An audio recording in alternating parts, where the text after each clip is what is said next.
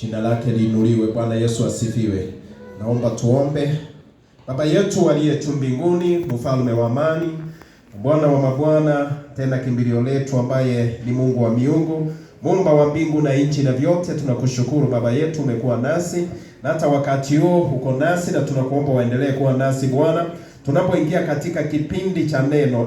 Baba yetu aliye juu mbinguni, Mungu, ninakuabudu, ninakusujudu, ninalimidi jina lako, wewe ambaye ni Mungu wetu, ambaye unastahili sifa sote na utukufu, maana nguvu na mamlaka ni zako sote. Baba, tunasema ni asante. Mungu mwenye nguvu, tunasema ni asante Bwana, tunapoenda kwa neno na kuomba Mungu Baba, Mungu Mwana, Mungu Roho Mtakatifu, ukaweze kutufunulia neno lako, tukaweze kulishika na kulitenda, na kuomba Roho Mtakatifu ukaniongoze, nisije nikaongea yaliyo yangu, bali niongee yaliyo kutoka juu mbinguni. Katika jina la Yesu Kristo mwana wa Mungu tumeomba na hata kuamini, na tuseme amen, amen. Siku ya leo ningetaka tuangalie ujumbe ambao unasema how to receive God's power. Bwana Yesu asifiwe. How to receive God's power, jinsi ya kupokea nguvu za Bwana. Bwana Yesu asifiwe. Jinsi ya kupokea nguvu za Bwana. Bwana asifiwe. Kama Mkristo lazima uwe na nguvu ndio ukaweze kuendelea na safari. Bwana Yesu asifiwe. Kama Mkristo ambayo unamaanisha, lazima ukaweze kuwa na nguvu, lazima uongozwe na Roho Mtakatifu. Bwana Yesu asifiwe. Maana Biblia inasema kwamba Roho Mtakatifu ndiye nguvu zetu. Bwana asifiwe. Unapobatizwa, unapookoka, unapata kupewa Roho Mtakatifu ambaye anatusaidia katika haya maisha. Bwana Yesu asifiwe. Haleluya. Roho Mtakatifu ndiye anatusaidia katika maisha yetu ya safari hii. Roho Mtakatifu ndiye Bwana ambaye anatusaidia. Roho Mtakatifu ni mtu wa utatu katika God the Father, the Son and the Holy Spirit, na yeye ndiye anatusaidia. Bwana Yesu asifiwe. Unapokuwa umeokoka, Roho Mtakatifu anapoingia ndani yako, basi unaongozwa na yeye kila wakati. Bwana asifiwe. Kumbuka asubuhi nimewaambia kwamba kila wakati Paulo aliokoka na akaanza kutumika katika neno la Bwana, Roho Mtakatifu alikuwa anamuongoza kila wakati. Bwana Yesu asifiwe. Alikuwa anamwambia usiende mahali fulani, alikuwa anamwambia nenda mahali fulani, alikuwa anamwambia hivyo mwelekeo. Bwana Yesu asifiwe. Hata sisi wa Kristo wa siku hizi ni vyema na ni vizuri tuongozwe na Roho Mtakatifu. Bwana asifiwe. Maana bila Roho Mtakatifu hauna nguvu. Bwana Yesu asifiwe. Haleluya. There is no way unaweza sema kwamba mimi niko na Mungu Baba na sina Roho Mtakatifu, because they are 3 in 1. Bwana Yesu asifiwe. Kama uko na Mungu Baba, uko na Roho Mtakatifu. Kama uko na Roho Mtakatifu, uko na Yesu. Bwana Yesu asifiwe. Kumbuka wakati Yesu alikuwa dunia hii, aliambia wanawake kwamba ninaenda mbinguni kuandalia makao. Bwana Yesu asifiwe. Na akasema kwamba sitawaacha katika kama yatima, nitamtuma Roho Mtakatifu ambaye atakuwa anawasaidia. Bwana asifiwe. Na Yesu akamwambia hivi tena, wapendwa, kwamba mtakapoenda mahali msiwe na shaka maana taswishi ni nini mtakuwa mnaongea. Bwana Yesu asifiwe. Mnapofungua kinywa chenu, Roho Mtakatifu ndiye atakuwa anaongea. Bwana asifiwe. Haleluya. Kwa hivyo lazima uwe na Roho Mtakatifu atembee ndani yako, akuongoze katika hii safari. Bwana Yesu asifiwe. Yesu akasema wa ulimwengu hawawezi wakapokea Roho Mtakatifu. Wanaopokea Roho Mtakatifu ni wale wameokoka, wamemaanisha, wanatembea katika njia za Bwana. Bwana Yesu asifiwe. Kama hutapokea Roho Mtakatifu, basi wewe hautamkubali Yesu. Maana Yesu alisema nitawatumia Roho Mtakatifu awasaidie. Bwana asifiwe. Kwa hivyo siku ya leo tutaenda kuona ni jinsi gani ambayo utapata kupokea nguvu za Bwana. Bwana Yesu asifiwe. Haleluya. Kutoka kitabu cha Matendo ya Mitume, nataka tufungue pale Matendo ya Mitume mlango wa 1, tusikie vile nguvu ziliweza kuja kwa wale ambao walikuwa wamengojea. Bwana asifiwe. Matendo ya Mitume mlango wa 1 mstari wa 8. The Bible says, unapofungua Matendo ya Mitume 1 chapter 1 verse 8, the Bible says, but you shall receive power. Bwana Yesu asifiwe. You shall receive power. Bwana asifiwe. After that, the Holy Spirit, the Holy Ghost is come upon you. Once the Holy Ghost comes upon you, what you receive is the power. Bwana Yesu asifiwe. You receive what? Power. The power. After that, the Holy Ghost has come upon you, and you shall be witnesses. You cannot only receive the power, but also you shall be witnesses. Witnesses of who? Jesus Christ, our Lord and Savior. Bwana asifiwe. Kwamba uweze kuwa na Roho Mtakatifu na ukose kuongea yaliyo ya Yesu. Bwana asifiwe. Uweze kuwa na Roho Mtakatifu na ukose kuongea yaliyo ya Mungu. Bwana Yesu asifiwe. Aliye na Roho Mtakatifu, yeye ni shahidi. Yeye ni shahidi wa Yesu. Yeye ni shahidi wa Mungu aliye juu mbinguni. Yeye ni shahidi ambaye ni Mungu muumba wa mbingu na nchi na vyote. Yeye ni shahidi ambaye ni mtakatifu wa Israeli. Yeye ni shahidi ambaye ni mfalme wa wafalme. Bwana Yesu asifiwe. So kitu ya pili ambayo unapokea is being the witness to me, both in Jerusalem, Bwana Yesu asifiwe, and all Judea, and in Samaria, and to the uttermost part of the world. Bwana asifiwe. Mstari wa 8 nisome kwa Kiswahili. Inasema kwamba lakini mtapokea nguvu akiisha kuachilia juu yenu Roho Mtakatifu, nanyi mtakuwa mashahidi wangu katika Yerusalemu, katika Uyahudi kote na Samaria na hadi miisho ya dunia. Bwana Yesu asifiwe. Amen. Uwezi kuwa na Roho Mtakatifu na ukaweza kutenda kinyume na vile Mungu amesema. Bwana asifiwe. You cannot have the Holy Spirit and you go against the works of God. Bwana Yesu asifiwe. Basi utakuwa unajidanganya. Basi wewe hauna Roho Mtakatifu. Aliye na Roho Mtakatifu anatenda sawasawa na vile Mungu anataka. Bwana asifiwe. If you have the Holy Spirit, lazima utende sawasawa na vile Mungu anataka. Bwana asifiwe. Basi kama wewe unaenda kinyume na neno lake, then you do not have the Holy Spirit. Bwana Yesu asifiwe. Kama wewe ni mwisi, Bwana asifiwe. Kumbuka wezi nao wako kanisani. Aliyemtoa mwana wa Mungu ambaye ni Judas Iskariote alikuwa ni mwisi. Bwana Yesu asifiwe. Ikitolewa sadaka ni mweka sina wa kanisa kama mimi. Ikitolewa sadaka ninaiweka kando kidogo. Bwana asifiwe. Haleluya. Hata wakati yule mwanamke alikuwa mimina mafuta kwa Yesu Kristo na kumwosha na nywele yake, yeye ndiye alisema hii pesa ni mingi, basi tungeuza ndio tukaweze kwenda kusaidia mayatima ama maskini. Bwana asifiwe. Lakini Yesu akajua akili zake. Bwana asifiwe. Kwamba yeye alikuwa aende kuuza aweke pesa kwa mfuko. Bwana Yesu asifiwe. Haleluya. Aliye na Roho Mtakatifu, tumesoma Biblia inasema kitu ya kwanza unapokea nguvu. Bwana Yesu asifiwe. Kitu ya pili unakuwa ni shahidi. Lazima witness, lazima uende kuambia wengine habari ya Yesu. Bwana Yesu asifiwe. Wakati mwingi tunaposema tukutane mahali tuende tukaeneze injili, kanisa mzima you don't come. Ask yourself, do you have the Holy Spirit? Do you have the Holy Spirit? Because whoever who has the Holy Spirit, Biblia inasema kuna mambo mawili. Ako na nguvu na yeye ni shahidi. Shahidi inamaanisha nini? Si kwako tu. Shahidi inamaanisha utembee. Biblia inasema Yesu aliwaambia baada ya kupokea nguvu na kuwa shahidi wangu, lazima mtembee Yerusalemu yote, lazima muende Judea, lazima muende Samaria, lazima mzunguke duniani kote mkilihubiri neno. Bwana Yesu asifiwe. Haleluya. Lakini wakati unapoambiwa nenda ukashuhudie, nenda ukaweze kuhubiria wale ambao wataokoka, unasema I don't have time. Sina wakati. Bwana Yesu asifiwe. Haleluya. Bwana asifiwe. You want to go to heaven alone. Bwana asifiwe. Umeokolewa kupitia kwako na wewe ukaweze kuokoa wengine. Bwana Yesu asifiwe. Maana lazima waende waambiwe neno. Lazima waende waambiwe neno wale ambao wataokolewa. Ndio maana wale mitume wa Yesu walianza Yerusalemu.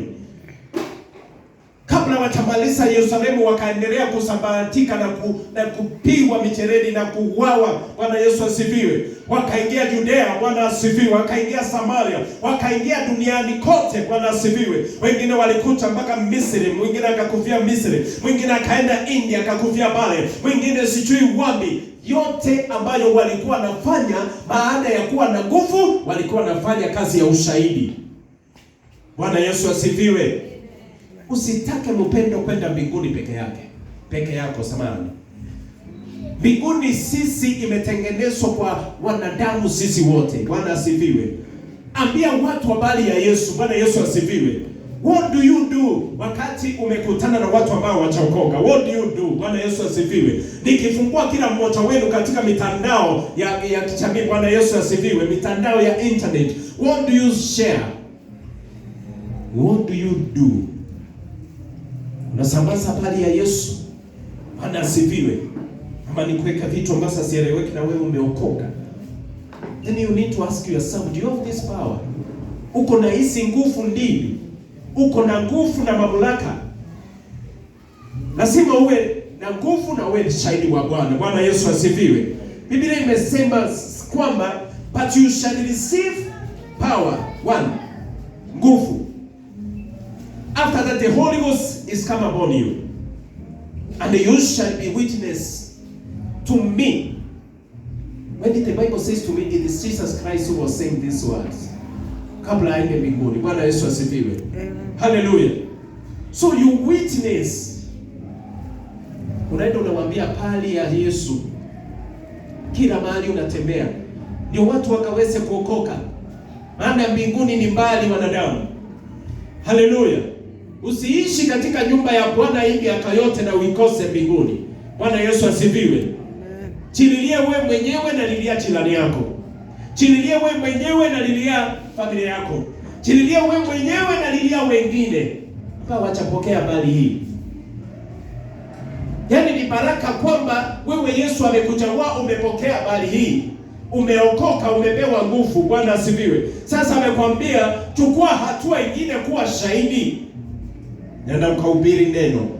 Bwana Yesu asifiwe. Wengine wanaweza sema unajua hiyo ni ya pastor peke yake. No.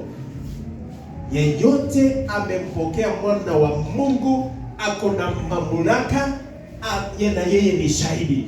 The Bible does not say the priest ama the pastor ama apostle ama bishop. Bwana Yesu asifiwe. Biblia inasema baada ya nguvu kuja mbele juu yako ama ndani yako, nenda uwe shahidi. Bwana asifiwe. Hallelujah. So utapokea hizi nguvu kupitia kwa Roho Mtakatifu, because the Holy Spirit is power. And I want us to tufungue mbele kidogo katika Matendo ya Mitume 2, hapo mbele tu kidogo, mstari wa 4. Acts chapter 2 verse 4. That is under number 1, through the Holy Spirit. How to receive God's power through the Holy Spirit. We've already said, but tutasema tena. Bwana asifiwe. Through the Holy Spirit. The Bible says, and they were all filled with the Holy Ghost, and they began to speak with other tongues as the Spirit gave them utterance. Bwana Yesu asifiwe. Wakawa na Roho Mtakatifu wakati the Holy Spirit amewachia. They started to speak in other tongues. Bwana Yesu asifiwe. Kwamba kitu ya tatu, Roho Mtakatifu anapoingia ndani yako, then you do not speak your language or English or what. Use the Holy Spirit anakupatia other tongues ambazo za kunena. Bwana Yesu asifiwe. Hallelujah. Ndio nasikia mtu anaomba, anaongea lugha fulani. Hiyo lugha anaongea ni Roho Mtakatifu. Bwana Yesu asifiwe. In the day of Pentecost, the Bible says they were all in one accord, and they were in agreement, and they were waiting for the Holy Spirit. Bwana Yesu asifiwe. Baada ya Roho Mtakatifu kuachia, wakaanza kunena kwa lugha, kitu ambayo haikuwa. It started from that time, wakati mitume walikuwa wanamngojea Mungu. Bwana asifiwe. Haleluya.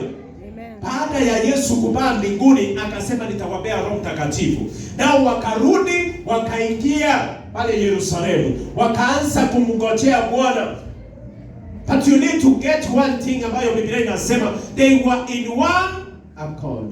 If you want to receive the Holy Spirit, you must be in agreement with the word of God. Bwana Yesu asifiwe. You must agree. You must go hand in hand with the word of God. Bwana Yesu asifiwe. Ndio ukaweze kupokea Roho Mtakatifu. Na atakapokuja, tumesema ni nguvu, shahidi, na kitu ya tatu ni nini? Speaking in tongues, kunena kwa lugha. Bwana Yesu asifiwe. When you speak in tongues, unaponena kwa lugha wapendwa, sometimes you don't know. Kuna wale wamepewa interpretation, lakini wengine they don't know. But the good thing is, unajua unamtukuza Mungu. Bwana asifiwe. Unamtukuza Mungu. They started speaking in other tongues. Bwana Yesu asifiwe. Hata wakati watu walipoangalia, na ilikuwa Biblia inasema ilikuwa asubuhi, majira ya asubuhi hapo saa 2 saa 3. Bwana asifiwe. Maana Petro aliinuka akasema saa hizi ni saa 3, hatuchalewa. Maana watu walisema hawa wamelewa. Bwana Yesu asifiwe. Akawaambia hatuchalewa. Akaanza kuwapatia ripoti kutoka nyuma, mpaka vile walimuua Yesu, mpaka vile amepaa mbinguni. Akawaambia vile imetabiriwa na kitabu cha Joel. Bwana Yesu asifiwe. Soma chapter 2. Bwana asifiwe. Akawaambia mambo yote, akasema watu hawa hawajalewa. Bwana asifiwe.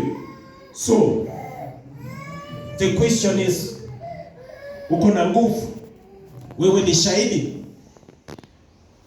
Do you speak in tongues? Bwana Yesu asifiwe. Unajua siku moja tutakuja kuangalia why you need to speak in tongues. Kwa nini uongee kwa lugha? Bwana Yesu asifiwe. Tongues kwa Kiingereza inaitwa namna gani? Tongues. Kwa Kiswahili? Ndimi. Haleluya. Kunena na ndimi. Ndimi, hiyo ndio nilikuwa nataka. Kunena kwa ndimi mbalimbali. Bwana Yesu asifiwe. Sometimes unapofika katikati ya maombi na unasikia unaanza kunena kwa ndimi, Bwana Yesu asifiwe, usiache. Bwana asifiwe. Maana Biblia inatuambia hivi wapendwa, the Holy Spirit, Roho Mtakatifu ambaye ako ndani yetu, ndiye anatusaidia kuintercede, ndiye anatusaidia kuomba. Bwana asifiwe. So when you speak in tongues, Bwana Yesu asifiwe, labda Roho Mtakatifu ameona hatari mahali, ukaanza kuikemea. Bwana asifiwe. God is one. Unaweza kuwa unaombea mtu ako Amerika, Bwana asifiwe, na yule ako Asia na yeye anakuombea huko Kenya. Bwana asifiwe. Wewe unafikiria ni mambo yako naomba, lakini Roho Mtakatifu take over. Na hiyo ni kitu mzuri sana. When the Holy Spirit takes over, ni kitu mzuri katika maisha yako. Anapo take over, unaanza kunena kwa ndimi, unaanza mpaka unasikia umepaa mbinguni. Bwana asifiwe. Then you know the Holy Spirit is at work. Bwana Yesu asifiwe. Haleluya. Sasa unapromosha kazi ya ibilisi kwa kunena kwa ndimi. Unaharibu kazi ya ibilisi kwa kunena kwa ndimi. Bwana Yesu asifiwe. Unafungua milango ya giza, milango ambayo shetani alifunga kwa kunena kwa ndimi. Bwana Yesu asifiwe. Unafungua mbingu yako kwa kunena kwa ndimi. Bwana Yesu asifiwe. Unasambaratisha kazi ya wachawi na uchawi kwa kunena kwa ndimi. Bwana Yesu asifiwe. In other words, kuomba. Bwana Yesu asifiwe. Haleluya. So Roho Mtakatifu anapoingia ndani yako, unanena kwa ndimi. So the Holy Spirit is power. Without the Holy Spirit, you are nothing. Bwana Yesu asifiwe. As I've said, huwezi kuwa na Mungu Baba ukose Mungu Mwana. Huwezi kuwa na Mungu Baba ukose Roho Mtakatifu. Wote ni utatu, ni one. Bwana Yesu asifiwe. Haleluya. Bwana asifiwe. Alafu tusome hiyo Acts chapter 5:32. Chapter 5:32. Chapter 5:32. Twende pale. Chapter 5:32. Chapter 5:32. Chapter 5:32. chapter 5:32. Umefika pale? Haleluya. Mstari wa 32 inasema, nasi tu mashahidi wa mambo haya. Bwana Yesu asifiwe. Vivyo hivyo na Roho Mtakatifu ambaye Mungu amewapa wale wanaoamini. Huwezi kupokea Roho Mtakatifu kama hujaamini. Kuamini nini? Mungu Baba, Mungu Mwana, Mungu Roho Mtakatifu. Kuamini nini? Yesu yupo. Kuamini nini? Alikufa pale msalabani. Kuamini nini? Siku ya tatu akafufuka akaenda mbinguni. Kuamini nini? Yuko mbele mbinguni katika mkono wa kulia wa Bwana. Kuamini nini? Atarudi tena kutuchukua. Bwana Yesu asifiwe. Si maneno yangu. Biblia inasema kutoka kitabu cha Yohana 14, kwanza kusoma mstari wa kwanza. Bwana Yesu asifiwe. Anasema nimeenda kuandalia makao, tena nitarudi nikawachukue. Mahali ambapo nitakuwa na nyinyi mtakuwa pale. Bwana Yesu asifiwe. So yeyote anapokea Roho Mtakatifu lazima kwanza awe amemwamini mwana wa Mungu ambaye ni Yesu Kristo. Bwana Yesu asifiwe. You cannot receive the Holy Spirit. Bwana Yesu asifiwe. Without agreeing with our Lord Jesus, without receiving our Lord Jesus Christ. Bwana Yesu asifiwe. Lazima ukampokee Yesu. Maana Biblia inasema kwa walioamini ndio peke yao wanapokea Roho Mtakatifu. Nakumbuka Yesu alisema na nishasema kwamba wale wa ulimwengu, wale wa mataifa. Bwana Yesu asifiwe. Unaelewa vile nikisema hivyo ni what I mean. Bwana asifiwe. They cannot receive the Holy Spirit. Hawawezi wakampokea Roho Mtakatifu. Roho Mtakatifu ni wa wana wa Mungu. Wana wa Mungu ndio wanampokea. Bwana Yesu asifiwe. Walioamini. Bwana Yesu asifiwe. Walio na tumaini katika Yesu. Bwana asifiwe. Hao peke yao ndio watampokea Roho wa Mungu. Bwana asifiwe. Na unapopokea Roho wa Mungu, wewe ni mtu hatari. Uko na nguvu na uko na mamlaka. Bwana asifiwe. Sasa hapo utarudi kwa Luka 10:19. Na hizo nguvu nasema niko nazo because the Holy Spirit is in me. Bwana Yesu asifiwe. Utarudi Yeremia 51 mstari wa 20. Unasema hizo nguvu niko nazo. Utarudi katika kitabu cha Isaya 54 mlango wa 17. Utasema hizo nguvu niko nazo. Na mingi. Utarudi katika Mathayo 10 mstari wa kwanza. Utasema hizo nguvu niko nazo. Kwa nini? Uko na Roho Mtakatifu. Bwana Yesu asifiwe. Haleluya. Tamani sana kuwa na Roho Mtakatifu. Tamani sana kuwa na Roho Mtakatifu. Hata mimi natamani asitoke, aendelee kuwa na mimi kila wakati. Tamani asitoke. Bwana asifiwe. Niwakumbushe kitu moja Yesu alisema. Ukimkosea Mungu utasamehewa, lakini ukimkufuru Roho Mtakatifu hautasamehewa. Bwana Yesu asifiwe. Haleluya. Do not blaspheme. Usimkufuru Roho Mtakatifu hautasamehewa. Bwana Yesu asifiwe. Ni kwa nini? Yeye ni nguvu. Bwana asifiwe. Haleluya. Bwana Yesu asifiwe. Number 2, through reading the word of God. Through reading the word of God. And I want us to go to the book of Joshua.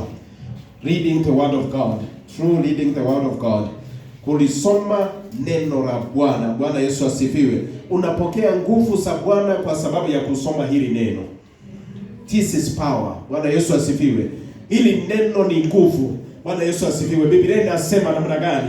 Before twende hapo, acha niwasomee. Bwana asifiwe. Haleluya. Bwana Yesu asifiwe. Acha niwasomee kidogo.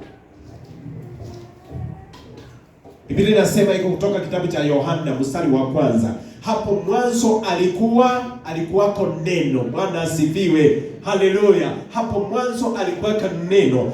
We know Jesus Christ is power. Anapoingia ndani yako yeye ni nguvu. So unapolisoma hili neno utapokea nguvu. Bwana asifiwe. Sikiza vile Biblia inaendelea kusema. Huyu neno alikuwa pamoja na Mungu. Bwana Yesu asifiwe. Haleluya. Naye neno alikuwa Mungu.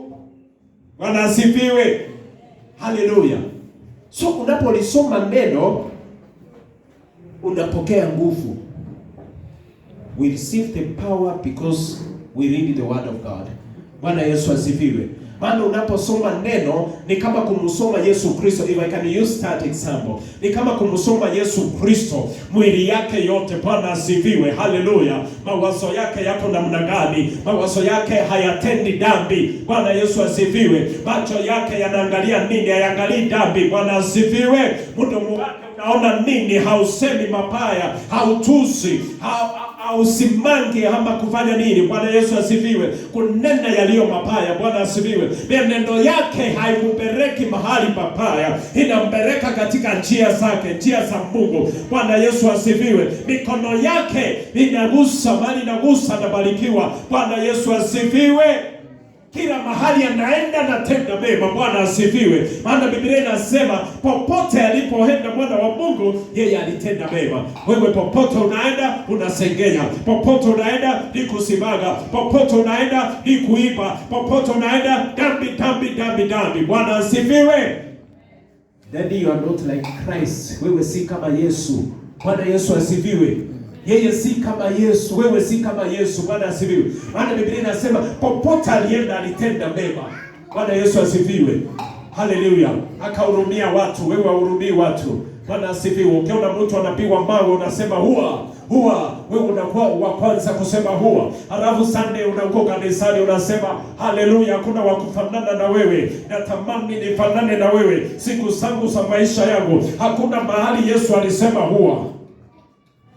Hata wakati walimletea yule mwanadamu, yule mwanamke, Bwana Yesu asifiwe, wakasema kwamba ametenda dhambi na kulingana na sheria ya Musa lazima afanye nini? Apiwe. Bwana asifiwe. Yesu akasema hivi, akusema huwa, maana Biblia inasema, Bwana akasema hivi, basi akaandika chini na akaandika hivi, yeyote ambaye atawahi tenda dhambi na awe wa kwanza kurusha jiwe. Yesu akaangalia chini, kuinuka juu hayuko, yeye na mwanamke peke yake. Bwana asifiwe. Na akamwambia, sasa waliokuleta wako wapi?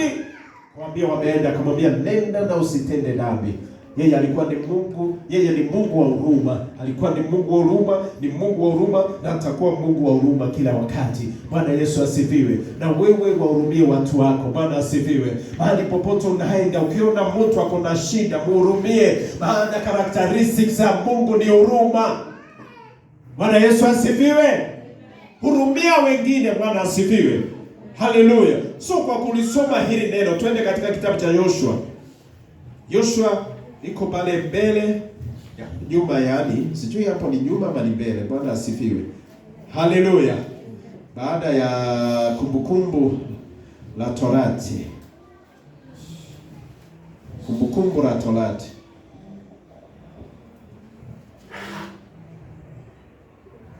Mlango wa kwanza mstari wa 8. Hii tumeisoma mara mingi sana. Bwana Yesu asifiwe. Kutoka nyuma imini. Tumeisoma mara mingi sana. Nataka leo tusome kwa sababu neno la Mungu unapolisoma ni nini Mungu anakupatia ama ni nini inatakikana, kwa sababu utapewa nguvu na utapewa mamlaka. Bwana asifiwe. Mstari wa 8. Na nisome katika jina la Yesu. Haya ni maneno Mungu anaambia Yoshua. Na ni maneno sisi wenyewe tunaambiwa na Mungu wetu. Bwana asifiwe. Haleluya. Biblia inasema hivi, usiache kitabu hiki cha sheria kiondoke kinywani mwako. Bwana Yesu asifiwe. In other words, the Bible says, usiache hili neno ambalo limeandikwa kutoka mwanzo mpaka Ufunuo likatoke katika kinywani mwako. Bwana Yesu asifiwe. Ni kwa nini kinywani mwako? Kwa wale wako na haraka kusema huwa. Bwana Yesu asifiwe. Unapatana mtu anapigwa unasema huwa. Badala ya huwa unasema hurumia. Bwana Yesu asifiwe. Maana ni nini kiko katika kinywani mwako na katika moyo wako? Bwana Yesu asifiwe. Ni neno la Bwana, ni neno la Mungu. Bwana Yesu asifiwe. Remember what the Bible says, out of the abundance of the heart the mouth speaks. Bwana Yesu asifiwe. So huwezi ongea kile akiko ndani ya moyo wako. Bwana Yesu asifiwe. Angalia vile Biblia inaendelea kusema hivi. Naomba hii ifunguliwe kidogo tu, kama namba 2 hivi. Bwana Yesu asifiwe. Kiondoke kinywani mwako, yatafakari maneno yake usiku na mchana. Wapendwa, wakati unaposoma neno la Mungu, usisome kama kitabu chochote. This is the word. And this is the power. Bwana Yesu asifiwe. Maana Yesu wetu ni neno na yeye ni nguvu. Bwana asifiwe. So unapolisoma usisome tu hivyo. Angalia vile Biblia inasema, yatafakari maneno yake usiku na mchana, day and the night. Bwana Yesu asifiwe. Ili neno lisitoke, hata yale tunahubiriwa siku ya leo yasije yakakutoka. Bwana Yesu asifiwe. Kama indeed wewe ni Mkristo ambaye unamaanisha na unaenda mbinguni, basi lishike hili neno. Bwana Yesu asifiwe. Wakati wa kulishika neno ni sahihi likusaidie kufika pale. Bwana Yesu asifiwe. Ipo siku tutafika pale mbinguni, pale ni kwenda kuabudu, tunasujudu tukiinuka. Bwana asifiwe. Kwa sababu ya kulisoma hili neno, likae katika moyo wako ili upate kuwa mwangalifu. Bwana Yesu asifiwe. Kufanya kila kitu sawasawa na yote yaliyoandikwa ndani yake. Bwana Yesu asifiwe. Nimalize nikisema, Biblia inasema ndipo utakapofanikiwa na kisha utastawi. Bwana Yesu asifiwe. Ndipo utakapofanikiwa na kisha utastawi. Utanifanikiwa hache na una neno la Mungu. Utanifanikiwa hache na una nguvu. Bwana Yesu asifiwe. Wacha niwaambie wapendwa, ukikosa nguvu za Mungu utashindwa na shetani. Hakuna mahali unaenda utashindwa. Bwana asifiwe. Kumbuka wale ambao sijui walikuwa wachawi ama ni wana wa nani katika Biblia, katika kitabu cha Matendo ya Mitume. Bwana Yesu asifiwe. Nao walienda kukemea katika jina la Paulo. Bwana Yesu asifiwe. Katika jina, sio walisema namna gani? Bwana Yesu asifiwe. Waliambiwa Yesu Kristo tunamjua na Paulo tunamjua. Wewe ni nani? Who are you? Unajua ni kwa nini? Hawakuwa na nguvu. Hawakuwa na nguvu. Bwana Yesu asifiwe. Wakati unapokuwa na nguvu, Bwana Yesu asifiwe. Wakati unapokuwa na nguvu, shetani hata anakuona mbali sana. Bwana Yesu asifiwe. Haleluya. Na shetani anapingana na wewe usiku na mchana. He does not sleep. Bwana Yesu asifiwe. Lazima pigane na wewe mpaka aone hizo nguvu zimedidimia mpaka umeisha. If you have the power of God, maintain. Bwana Yesu asifiwe. Ndio maana asubuhi nilisema kama unaomba 30 minutes usirudishe chini. Kama unaomba 1 hour usirudishe chini. Bwana asifiwe. Yaani hebu wapi? Haya. Bwana Yesu asifiwe. Ndio shetani asije akakushambulia. Bwana Yesu asifiwe. Haleluya.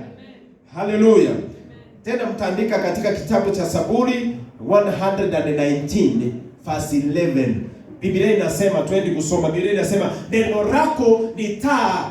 Bwana Yesu asifiwe. Neno lako ni taa. Just paraphrasing. Neno lako ni taa katika moyoni wangu. Bwana Yesu asifiwe. Unapokuwa na neno uko na nguvu, na hii nguvu ndio taa ya Bwana. Bwana Yesu asifiwe. Yeye ni nuru gizani. Bwana Yesu asifiwe. Hakuna chochote kinachomshinda.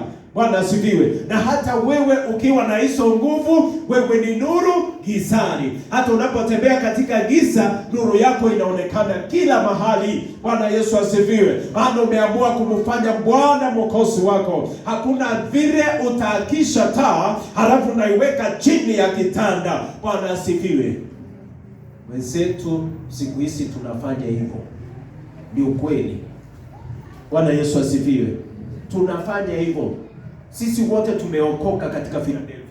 Bwana Yesu asifiwe. Lakini taa zetu tumesiakisha, tumeweka chini ya kitanda because hamtaki kuwa shahidi. Hamtaki. Bwana Yesu asifiwe. Mnadinda. Bwana Yesu asifiwe. Mnakiambiwa njia ndio hii mnakataa. Twende tukawitness, hatuendi. Kila mtu wako na kazi yake ya kufanya.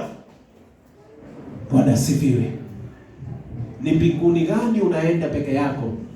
Kama uwezi enda kumhubiria mwenzako ambaye hana atajua pali ya Mungu. Bwana asifiwe. Hata kama anajua kuna Yesu, mbona usiende ukamubembeleza karudi katika kingdom? Ni wangapi ambao wamebackslide wako pale nje, wewe unaitwa kaenda kuwa shahidi? Why do you want to go to heaven alone? Wapi huruma yako? Wapi neema yako? Bwana Yesu asifiwe. You are serving God full of grace and mercy. Then you need to have the same, that mercy. Bwana Yesu asifiwe. Uwe na huruma. Bwana Yesu asifiwe. Haleluya. Neno likiwa ndani yako, nenda ukang'ae gizani. Gizani ni wala watampata Yesu. Bwana Yesu asifiwe. Nenda ukawahubirie. Kumbuka Ezekieli aliambiwa kwamba nikikutuma na ukikataa kwenda kuambia, damu yao itakuwa juu yako. Bwana Yesu asifiwe. Wengine hata si kukataa, ni waoga. And you know what? Kioga akiwezi ona mbingu. Si maneno yangu. Enda usome Ufunuo 21 verse 8. And the cowards, they will not see heaven. Usiwe muoga kuambia mtu habari ya Yesu eti ataniona aje. Bwana Yesu asifiwe. I know ni ngumu, but try. Bwana Yesu asifiwe. Haleluya. Number 3. Sitaenda sana leo. Iko mpaka number 7. Nilikuwa nafikiria nini? Number 3. Trooping a prayer warrior. A prayer warrior. Mtu mwenye maombi. Bwana Yesu asifiwe. Mtu wa kuomba. Bwana asifiwe. Haleluya. Biblia inasema kwamba Yesu Kristo alikuwa anakaa na wanafunzi wake, lakini kidogo anajitenga. Bwana asifiwe. Huyu ni Mungu anajitenga, wapendwa. Na Yesu akasema, dunia hii nimewaacha katika matatizo, lakini nitakuwa nawe. Bwana Yesu asifiwe. Lakini yeye anajitenga, anaenda kuomba Mungu, Muumba mbingu na nchi. Bwana Yesu asifiwe. Wakati akitembea dunia hii, baada alikuwa anashikilia dunia, anajitenga, anaenda kuomba mara mingi. And the Bible says mara mingi usiku hapo analala. Jesus Christ never slept at night most of the time. Alikuwa anajitenga, anaenda kuomba. Bwana Yesu asifiwe. Lakini sisi atuombi. Bwana asifiwe. Unajiwekelea saa moja mpaka saa moja. Bwana asifiwe.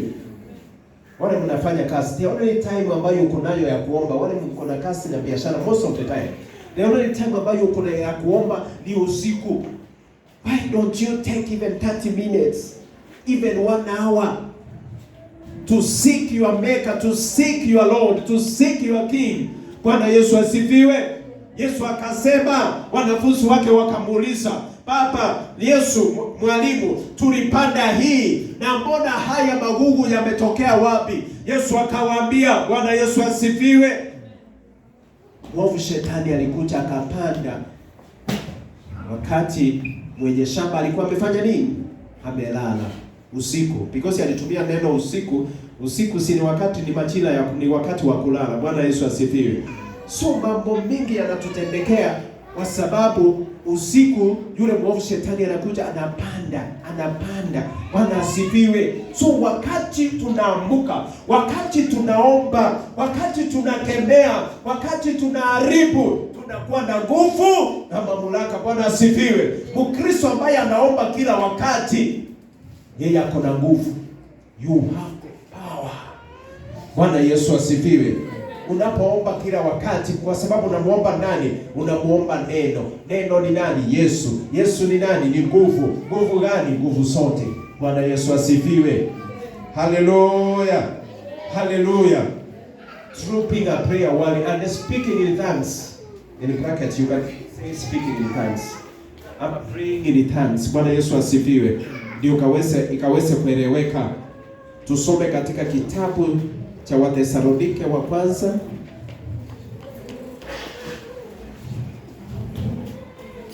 Wathesalonike wa kwanza mlango wa 5. Wathesalonike wa kwanza mlango wa 5. Wathesalonike wa kwanza mlango wa 5 mstari wa 16. Wathesalonike wa kwanza mlango wa 5 mstari wa 16. First Thessalonians chapter 5 1 Thessalonians chapter 5 verse 16 to 18. Hii ni ile tu mnaijua kila wakati. Bwana Yesu asifiwe. Being a prayer warrior. The Bible says, rejoice evermore. Pray without ceasing. In everything give thanks, for this is the will of God in Christ Jesus concerning you. Furahini siku zote. Bwana Yesu asifiwe. Biblia imeanza kutuambia kwamba furahini siku zote. Before iandike kwamba ombeni bila kukoma. Huwezi enda katika maombi ukinung'unika kama vile tumesoma asubuhi. Huwezi enda kwa maombi kumuomba muumba wa mbingu na nchi, Bwana wa mabwana, kama hujafurahia.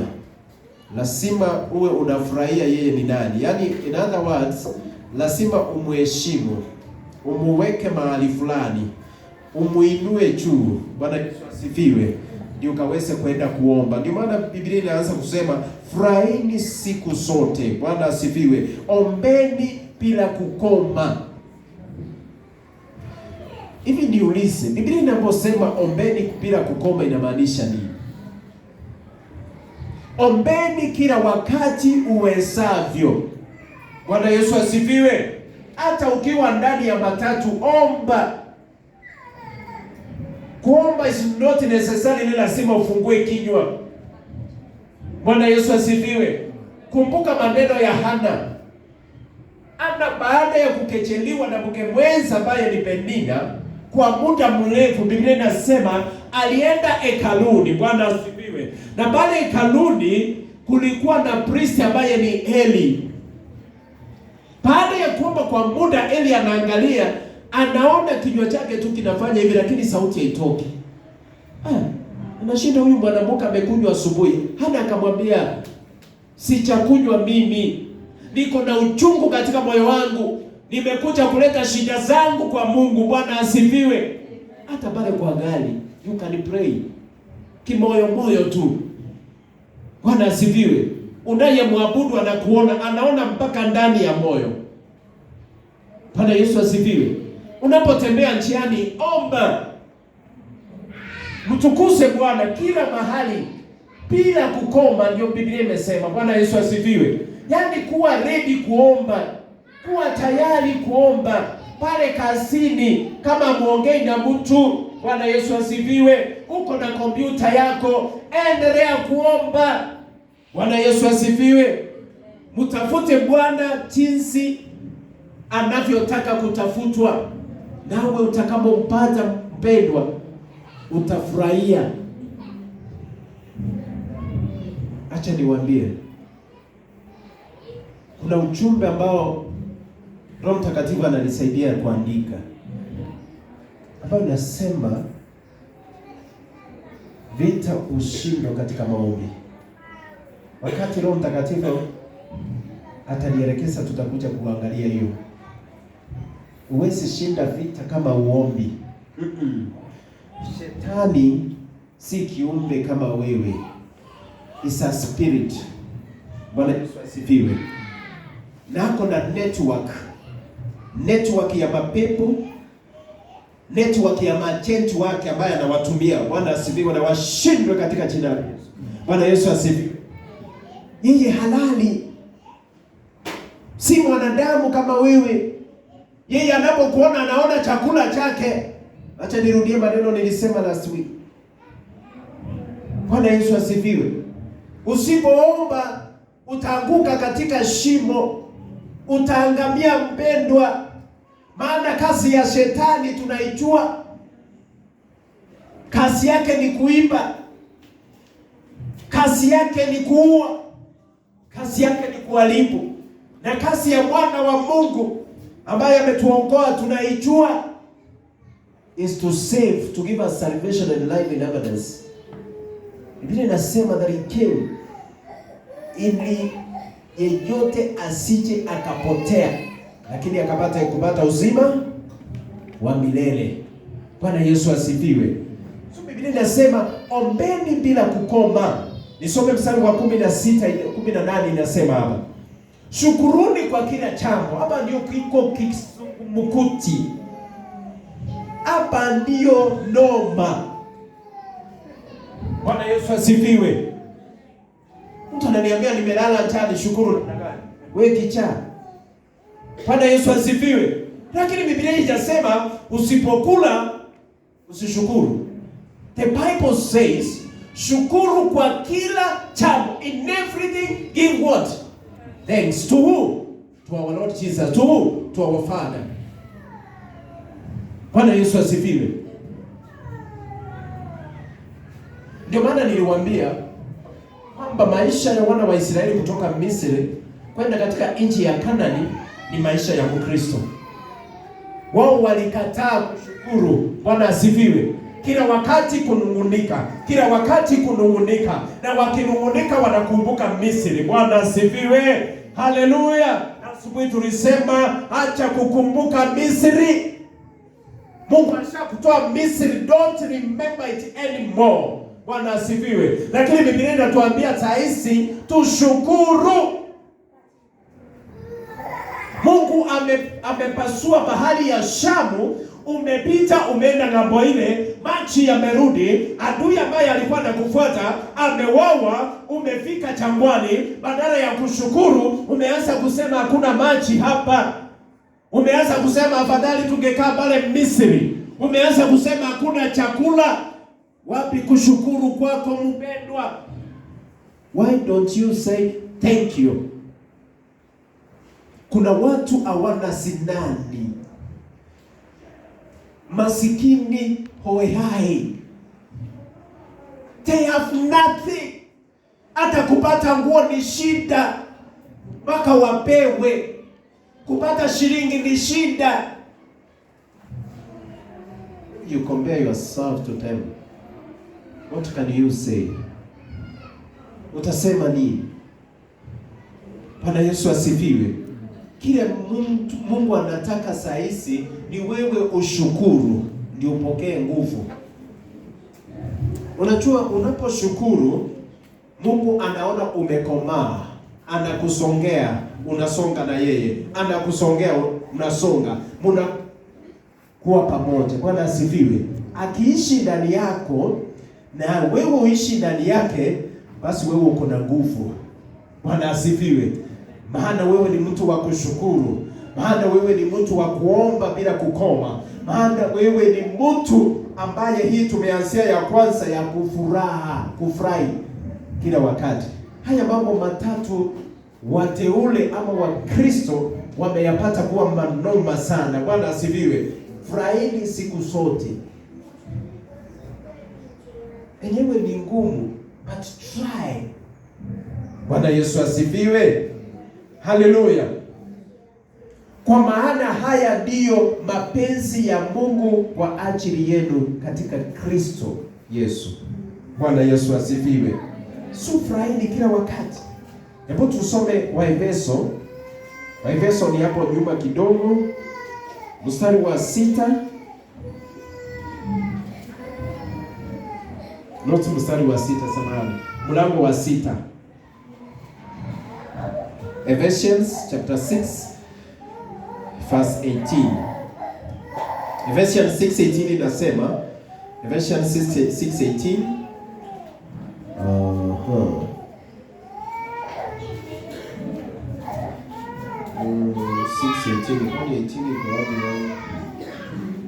6:18 ndio hii. Mkiomba kwa roho siku zote katika sala zote na maombi, mkikesha kila wakati mkiwaombea watakatifu wote. Umesikia Biblia inasema namna gani wapendwa? Biblia imesema namna gani? Mkiomba kwa roho siku zote. Tulianzia Roho Mtakatifu. If you cannot pray in the spirit, basi maombi yako hayatakamilika. Bwana asifiwe. Ukiomba kwa roho siku zote, hivyo ndivyo Biblia imesema. Number 1. Number 2, katika sala zote na maombi mkikesha kila wakati mkiombea, tena kuombea wengine. Bwana asifiwe. Kuna wakati tutakuja kuangalia aina za maombi, na sana sana tutaangalia maombi ya mtu fulani. Bwana asifiwe. Sitaki niwaambie kwa sababu wakati huu utafika. Bwana asifiwe. Muone vile maombi mtu huyu alikuwa naomba.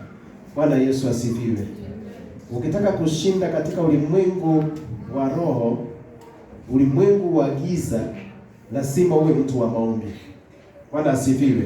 Na chochote kabla kionekane katika ulimwengu huu ambao tunaona physical world, basi ulimwengu wa kiroho umeshinda. Bwana Yesu asifiwe. Vita huanzia ulimwengu wa kiroho. Ukishinda ulimwengu wa kiroho, hii mambo tunaona physical haitakuwa na shida kwako. Bwana Yesu asifiwe. Haleluya. Itakuwa rahisi sana. Bwana asifiwe. Number 4, through having an adulterated relationship with God. Let me repeat that.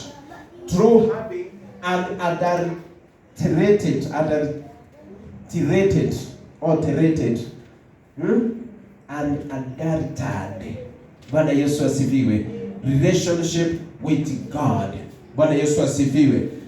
We can read the book of Yohana 15 chapter 4. Kitabu cha Yohana ama John 15 verse 4. Unapotaka kuwa na nguvu, lazima uhusiano wako na Mungu uwe ni uhusiano wa kipekee. Lazima uhusiano wako na Mungu usiwe ni uhusiano ulio na bugdha yoyote. Bwana Yesu asifiwe. Lazima uhusiano wako na Mungu uwe ni uhusiano wa straight forward. Bwana asifiwe. Hauna mambo mingi pingamizi. Bwana asifiwe. Hauna kuchenga Mungu, kumpiga chenga hapa na pale, uongo kidogo. Bwana Yesu asifiwe. Haleluya. And you know unadanganya. Bwana asifiwe. Haleluya. Si watu udanganya. Bwana asifiwe. Haleluya. Pale mahali mnafanya kazi mnadanganyaga. Ama nyinyi ambao mnafanya biashara. Bwana Yesu asifiwe. Sana sana wale wakuuza makani. Bwana asifiwe. Haleluya. Hebu niulize na niulize siku zingine, ile mkeba ambayo imegongwa mateke, imegongwa chiwe mpaka ikaingia ndani, ile ni haki ama si haki? Chichasie wewe mwenyewe. Sitaki uniambie. Bwana asifiwe. Haleluya. Unauza vitu unajua kama kimeharibika, lakini unauza tu. Bwana asifiwe. Uko na watermelon unauzia mtu kama vile naona pale karibu town pale. Kama ukiwa ndani ya gari anakuuzia, anakuonyesha hii saidi iko safi. Alafu anakuambia fungua boti nikurushie. Ukifika kwa nyumba noma si noma. Hii saidi nyingine hamna kitu. Imeosa ni kutupa. Bwana asifiwe. Alafu unataka ubarikiwe na nani? Bwana Yesu asifiwe. Haleluya. Ni wewe yule ambaye unakula nini? Faida 500%. Bwana Yesu asifiwe. Haleluya. Ni wewe yule ambaye unachelewa kazini, unadanganya ulikuwa mgonjwa, ama ukwenda kazi ukasema ulikuwa mgonjwa. Bwana asifiwe. Haleluya. Hizi vitu zote tumeongea ni ulimi, unadanganya. Haleluya. Ndio maana katika kitabu cha Yakobo Mungu anauliza, anasema ulimi ni kiungo hatari sana. Bwana asifiwe. Who can tame it? Bwana asifiwe. Hakuna mtu. Lakini ukiachia ulimi wako Mungu akautakase, utatakasika. Bwana Yesu asifiwe. Mungu unajua anaweza mchoma na aweke neno lake. Bwana asifiwe. Alifanya hivyo kwa mitume, sio mitume, manabii wake. Bwana Yesu asifiwe. Anaweka kara moto na anatakasa. Bwana asifiwe. Na ukitaka utakaswe, utatakaswa vizuri sana. Bwana Yesu asifiwe. Lakini Mungu amekuachia uchaguzi. Lazima uchague. Bwana Yesu asifiwe. Sasa hii ndio kumpiga chenga Mungu kidogo. Bwana asifiwe. Huko kanisani umeokoka, pale nje unaenda unakunywa kidogo. Ukiulizwa you justify yourself. Eti Paulo. Nani yule Paulo aliambia akunywe nini? Bwana Yesu asifiwe. Eti imeandikwa. Acha nikwambie, na mimi siku ya leo imeandikwa kwamba wanaokunywa hawataona mbingu. Ni vile nimekosa, ni kitabu cha Corinthians somewhere. Bwana Yesu asifiwe. Wanaokunywa pombe mbinguni hawaioni. Bwana Yesu asifiwe. Haleluya. Mtaulizwa siku moja, eti nani alikunywa na iko kwa Biblia? Mtaulizwa kama ile ilikuwa ni chang'aa ya siku hizi. Haleluya. Labda ile ilikuwa ni wine tu pure, haina alcohol. Bwana Yesu asifiwe. Wakati ule walitengeneza, akamwambia basi, kwa sababu alikuwa na shida ya tumbo, akamwambia kunywa kidogo. Bwana Yesu asifiwe. Haleluya. Unapompiga Mungu chenga kidogo kidogo, basi hautapokea nguvu. Hautapokea haya mamlaka, hizi nguvu ambazo tunasema. Bwana Yesu asifiwe. Lazima uwe na maisha ambaye hayana kombo, yako straight na Mungu, unadulterated relationship with God.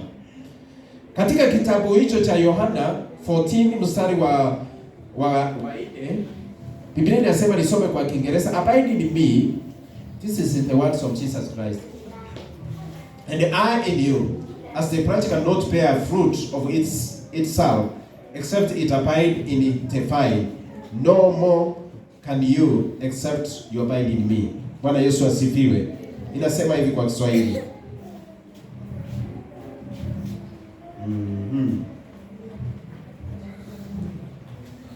Nimesema ni 14 ni 15, sorry, ndio najaribu kuangalia ni 15 mstari wa 4. Nashindwa hii ni nini nasoma. Kaeni ndani yangu nami nikae ndani yenu. Ni Yesu Kristo anasema haya maneno. Kama vile tawi lisivyoweza kuzaa matunda lisipokaa ndani ya mzabibu. Bwana Yesu asifiwe. Vivyo hivyo ninyi msipokaa ndani yangu hamwezi kuzaa matunda. Bwana Yesu asifiwe. Yaani ni kama huu mti. Bwana asifiwe. Kama ulikuwa usai matunda hapa mahali umefulawa, lazima unategemea nini? The stem. Bwana Yesu asifiwe. Lazima unategemea nini? The branches. Bwana Yesu asifiwe. Haleluya. Lazima unategemea, na sisi lazima tukae ndani ya Yesu. Kama tunataka tuwe na hizi nguvu za Mungu, lazima tuingie ndani ya Yesu, tumutegemee, tukae ndani yake, awe tegemeo letu, awe mtawala wetu, hatuongoze, hatutawale. Bwana asifiwe. Ndio tukaweze kupata hizi, ndio tukaweze kutengeneza uhusiano wetu na yeye. Bwana asifiwe. Uhusiano wa hii flower na stem iko sawa sawa. By the time stem inakatwa, hii flower itafanya nini? Itanyauka. Maana alikuwa anategemea hiyo stem. Bwana Yesu asifiwe. Stem kwa Kiswahili inaitwa namna gani? Wasabu kwa Kiswahili. Bwana Yesu asifiwe. Haleluya. Haleluya. Kwa hivyo lazima wewe ukiwa unataka kuzaa matunda, wewe ni flower, lazima utegemee the branches. Bwana Yesu asifiwe. Na utegemee nini? The stem. Bwana Yesu asifiwe. Ndio ukaweze kutengeneza uhusiano wako ishikane hivi. Bwana asifiwe, kama mti. Katika mti kila branch, let me use that. Kila sehemu, wacha nitumie sehemu. Kila sehemu iko na kazi yake. Bwana Yesu asifiwe. Lakini yote inategemea nini? Unategemea Mungu Baba. Bwana asifiwe. Haleluya. Yeye ndiye kila kitu katika maisha yako. Unapotengeneza uhusiano wake na yeye atakuja ndani yako na anatembea na wewe. Bwana asifiwe. Familia yako inapoenda kufahamiwa, unaweza nipunguzia. Familia yako inaweza enda kufahamiwa katika jina la Yesu Kristo, basi Mungu yupo. Bwana Yesu asifiwe. Haleluya. Mungu hatakuacha wapendwa. Mtu asilale. Mwangushe hivyo. Bwana Yesu asifiwe. Haleluya. Uhusiano wako unapotengeneza na Mungu, Mungu anakulinda. Bwana Yesu asifiwe. Hivi jua kwamba wewe kwa nyumba yako ni wewe tu umeokoka. Bwana Yesu asifiwe. labda bwana yako ama mke wako ataokoka. Bwana Yesu asifiwe. Sasa wewe ndiye taa katika ile nyumba. Bwana asifiwe. Kiroho wewe ndiye taa. Bwana Yesu asifiwe. Ndio maana Biblia inasema atapiga mchungaji ndio hao wengine wakaweze kusambaratika. Hebu nikuulize, unajiuliza mbona kwa nyumba yangu mimi inapigwa vita? Kwa sababu wewe ni taa katika ile nyumba. Kwa sababu umefanya uhusiano wako na Mungu iko sawa straight. Bwana Yesu asifiwe. Mambo mengine kidogo mbaya kidogo unaweka kando. Bwana Yesu asifiwe. Haleluya. Tengeneza uhusiano wako na Mungu. Ndio mambo yako yakaweze kuwa sawa. Bwana asifiwe. Utatembea katika dunia hii, utakula mema ya nchi na utakula mema ambayo tumeandaliwa pale mbinguni. Bwana asifiwe. Haleluya. Na mwende msoma katika kitabu cha Yakobo 4 mstari wa 7 na 8. Yakobo ni James chapter 4 verse 7 to 8. Siendi kusoma hapo. Number 5, imitate Christ. To imitate kwa Kiswahili ni kuiga. Muige Kristo Yesu. Haleluya. Bwana Yesu asifiwe. Nimeongea asubuhi ya leo nikasema kwamba popote alipokuwa anatembea alitenda mema. Si maneno yangu, ni Biblia imesema hivyo. Bwana Yesu asifiwe. Wewe popote kama unamuiga Yesu, popote unatembea ni nini unatenda? Bwana Yesu asifiwe. Popote alipokuwa anatembea alitenda mema. Popote alikuwa anatembea alikuwa anasambaza kazi ya Mungu ambaye ni baba yake aliyemtuma. Bwana Yesu asifiwe. Nakumbuka akiulizwa anasema, mimi nimekuja kufanya kazi ya Mungu baba yangu aliye juu mbinguni aliyenituma. Bwana Yesu asifiwe. Na akafanya hiyo kazi na akakamilisha. Wakati amekamilisha, hata wale ambao walikuja kumshika aliwaambia, sasa ni wakati wenu. Bwana Yesu asifiwe. Si eti ni wakati wao ndio waliamua, ni Mungu aliamua. Akawaambia, now it is your time, you can do what you want to do. Lakini mwana wa Mungu lazima akamilishe kazi, lazima afe, siku ya tatu afufuke. Bwana Yesu asifiwe. Na kama Yesu angekufa, basi hizi nguvu hatungepata. Bwana asifiwe. Maana alisema kwamba sitakaa na nyinyi wakati wote, nitaenda, lakini nitawatumia Roho Mtakatifu, who is the Holy Spirit. Ndiye nguvu ambayo tumepewa. Bwana Yesu asifiwe.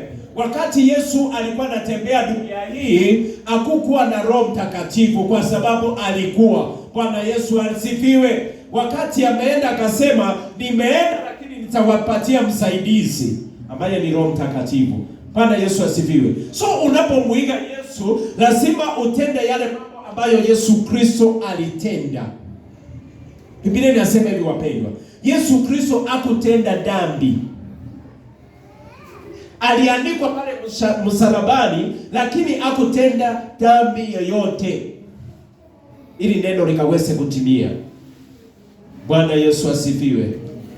Katika hicho kitabu ambacho hatukusoma katika Zaburi 119 ambayo ni mstari wa 11, niliwaambia kwa wale mnaandika, enda usome juu yake kidogo. Ni juu ama nyuma? Mstari wa 10 ni juu ama ni nyuma? Ni juu, ni nyuma. Enda usome nyuma kama sijakosea.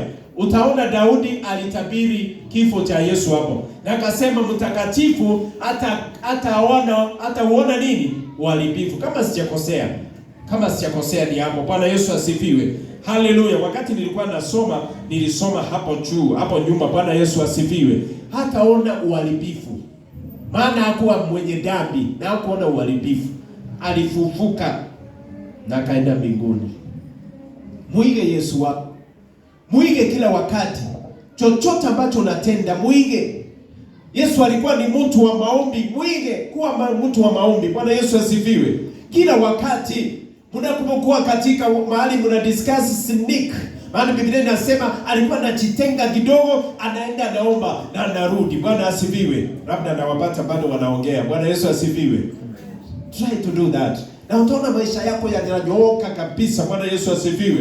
utakuwa ni moto ambao uko ndani ya moto ambao uko na nguvu. Shetani anakuonea pale, anatoroka. Bwana Yesu asifiwe. Muige Mungu wako, imitate your Lord Jesus Christ. Everything ambayo alitenda, kuwa kama yeye. Maana sababu ambayo tunaitwa Wakristo ni kwa sababu we are like Christ. Christ like. Bwana Yesu asifiwe. Haleluya. Ndio tukaweze kuwa kama yeye. Bwana Yesu asifiwe. Na akasema yeye mwenyewe, mimi naenda mbinguni, lakini mkiniamini zaidi, hizi nguvu haya ya mambo ambayo nimetenda, mtatenda zaidi ya hayo. Alisema kusema. Haleluya. Mtatenda zaidi ya hayo. Wewe unafikiri unaweza yatenda namna gani? Lazima you receive his power. Lazima uongozwe na Roho Mtakatifu. Lazima you walk like Christ. Bwana Yesu asifiwe. Haleluya. Lazima uwe na uhusiano ambao ni wa kipekee. Bwana Yesu asifiwe. Haleluya. Lazima uwe mtu wa maombi. Bila maombi utaangushwa. Bwana Yesu asifiwe. Sisi tunapokea nguvu zetu kwa maombi. Bwana asifiwe. Haleluya. Hapo nitasoma katika kitabu cha 1 Peter 2:21 to 22. 1 Peter 2:21 to 22. Wacha nisome Kiingereza peke yake. The Bible says, for even here too were you called, because Christ also suffered for us, leaving us an example that you should follow his steps. Alituachia mfano ndio tukaweze kufuata steps. Inaitwaje kwa Kiswahili? Nyayo zake. Bwana Yesu asifiwe. Haleluya. Kwamba yale alitenda kama Kristo na sisi tukaweze kutenda kama Wakristo. Bwana Yesu asifiwe. Ama kama wanadamu. Number 6, the second last, true obedience. You receive the power through obedience. When you obey the word of God, you receive the power. Because utakuwa umetengeneza uhusiano na Mungu. Bwana Yesu asifiwe. You receive the power. Bwana asifiwe. Na utafanikiwa katika maishani mwako. Bwana Yesu asifiwe. Haleluya. Mwende msome Deuteronomy 28. Bwana asifiwe. Lakini hapa nilikuwa nimeandika hiyo choni tu. Turudi nyuma 14:21. Yohana 14:21. Na malisa tu sahizi, sitaenda sana. 14:21 wapendwa, inasema wapi 21? Maandishi ni kidogo, nitachi ni haya. 21 inasema, yeyote mwenye amri zangu na kuzishika ndiye anipendaye. Haleluya. Yeyote mwenye amri zangu na kuzishika ndiye anipendaye, naye anipendaye atapendwa na Baba yangu, nami nitampenda na kujidhihirisha kwake. Bwana Yesu asifiwe. If you obey his word, atajidhihirisha kwako, ataingia ndani yako, mtatembea na yeye. Bwana Yesu asifiwe. Haleluya. Kumbuka wale manabii wa kitambo kama Elia. Elia alikuwa anatii amri za Bwana. Bwana Yesu asifiwe. Kina Danieli, kina Shadrach, kina Meshach, Abednego, kina Abrahamu. Bwana Yesu asifiwe. Hawa watu walitii sana sauti ya Mungu. Kina Musa ambayo tumesoma asubuhi. Bwana Yesu asifiwe. Walitii sana the instructions na sheria ya Bwana kila wakati. Bwana Yesu asifiwe. Ndio maana uliwaona wako na nguvu. Bwana Yesu asifiwe. Usione Elia tu eti alikuwa alizaliwa na nguvu tu hivyo. Bwana Yesu asifiwe. Alikuwa ni mtu mkamilifu. Usidanganywe eti hakuna ukamilifu duniani. Iko. Kusaidiwa na Mungu iko. Bwana Yesu asifiwe. Alikuwa mtu mkamilifu. Bwana Yesu asifiwe. Akiona alikuwa anachukia dhambi kama vile Mungu wetu alikuwa anachukia, alishika wale mabaharia na akaua wote, na Mungu alifurahishwa. Bwana Yesu asifiwe. Haleluya. Biblia inasema Elia alikuwa ni mtu wa maombi. Bwana asifiwe. Aliomba mara 7 ndio mvua ikaonekana. Bwana Yesu asifiwe. Aliomba, anatuma mtumishi wake, nenda uangalie, bado. Biblia inasema hivi wapendwa, anaweka kichwa chake chini ya katikati ya miguu. Sijui hiyo ilikuwa staili gani. There is a time I tried that. Nilishindwa. Bwana Yesu asifiwe. Yaani inaonyeshana heshima yote. Bwana asifiwe. Anaweka kichwa chake huku chini, anainama, anaomba, anainuka, anamwambia kimbia. Mara ya kwanza anaomba, anainuka, anamwambia kimbia. Mara ya mwisho akamwambia mtumishi, nimeona mawingu, thank you, mawingu kidogo tu, size kidogo. Akamwambia kimbia. Ambia nani? Mvua inanyesha, kimbia. Nguvu. Alikuwa ni mtu wa maombi.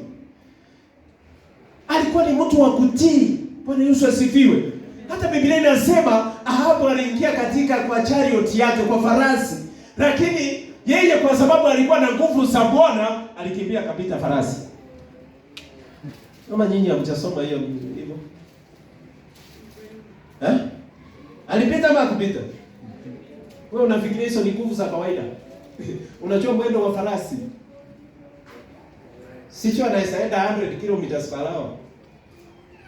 Bwana Yesu asifiwe. Ni gari. Akapita. Bwana Yesu asifiwe. Alikuwa mtu wa maombi.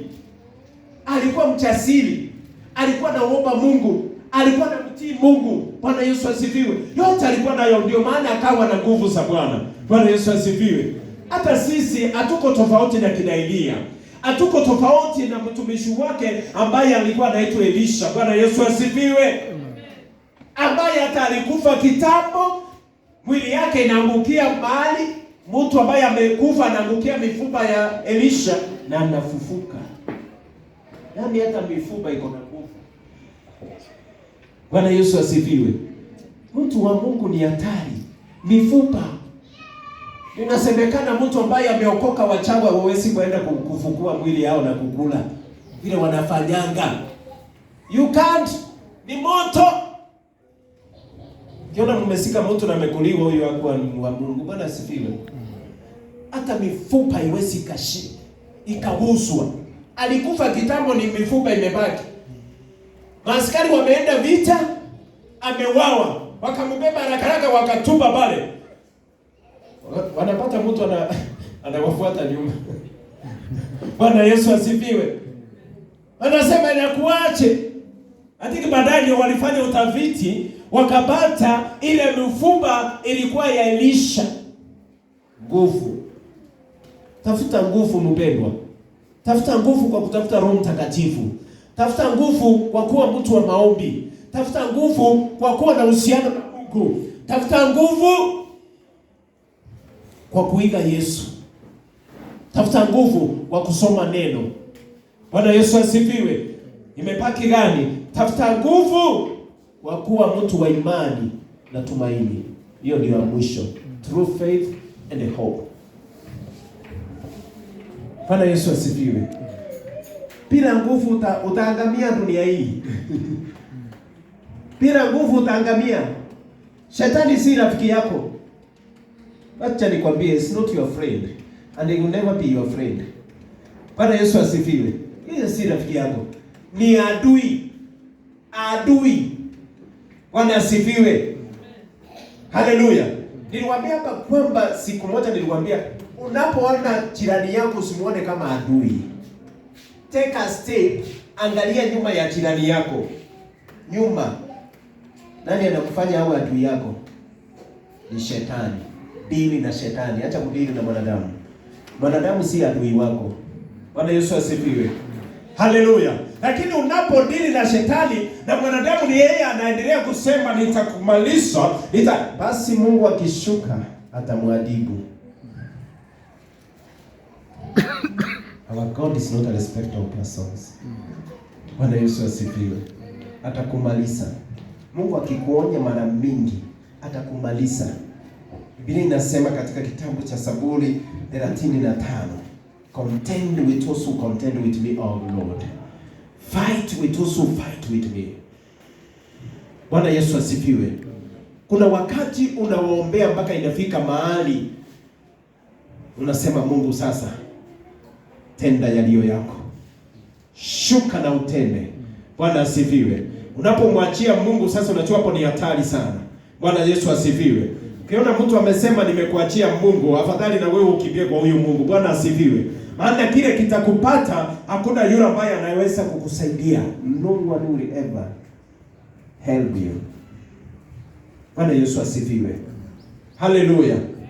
So mtafute huyu Mungu, kuwa na imani, mtu wa imani. Bwana Yesu asifiwe. The Bible says, without faith there is no way you can please the Lord. Huwezi mfurahisha. So lazima uwe na imani. Ndio maana Yesu akaambia wanafunzi wake, ukiwa na imani kadogo tu kama ile seed ya haradali.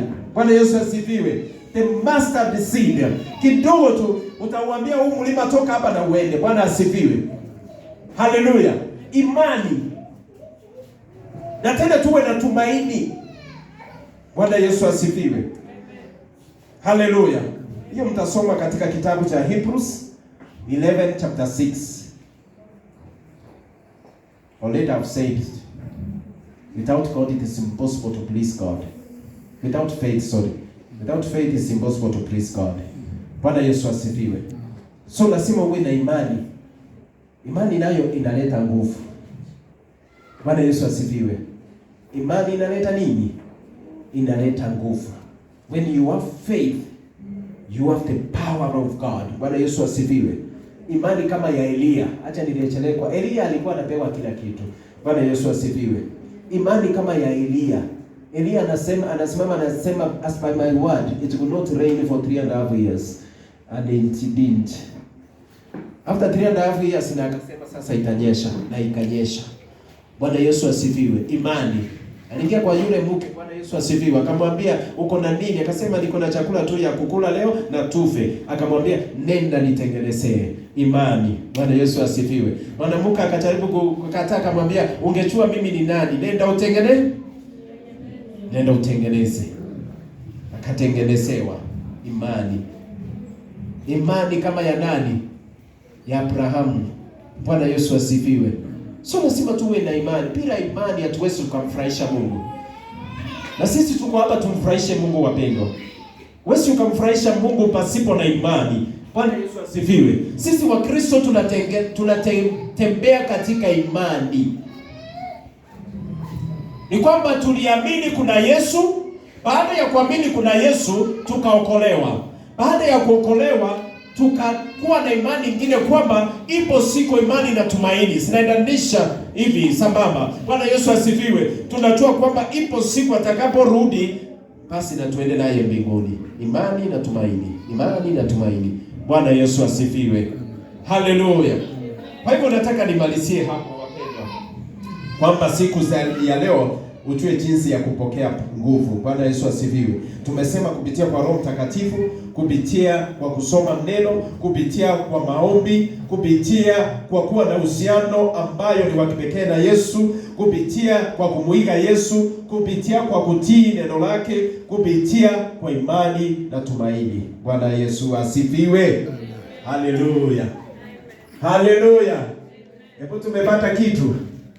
Haleluya. Umepata kitu ambacho unatoka nacho katika nyumba ya Bwana. Bwana Yesu asifiwe. Tafuta hizi nguvu, zitakusaidia katika maisha yako.